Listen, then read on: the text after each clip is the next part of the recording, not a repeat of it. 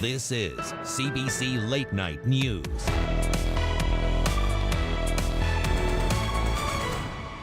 Some of the hottest restaurants are banding together to fight hunger.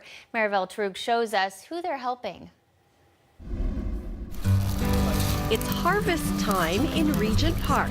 This is one of about 190 allotment gardens in and around this community, by the neighborhood, for the neighborhood. We know that Regent Park is a community very, very heavily populated with newcomers. So you hear the adage, you give a man a fish, he eats for a day. You teach him how to fish, he eats for life.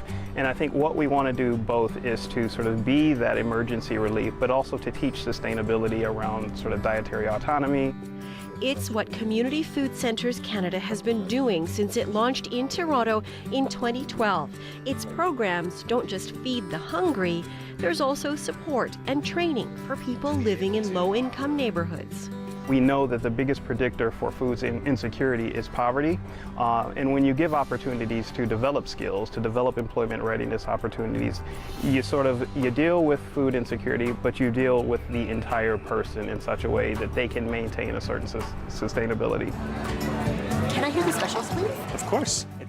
Now, some of the city's best restaurants are joining the effort. On October 18th, more than 90 restaurants across the country, about a third of them in Toronto, will be donating dinner sales.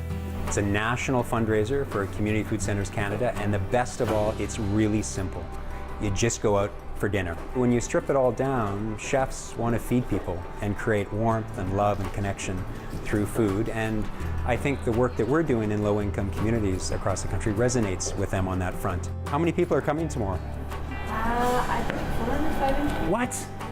Nick Saul heads up Community Food Centres. His life's work has been advocating for food security and social justice. Well, it comes from dignity, that we all deserve to be heard, and we all deserve to have the best in our lives.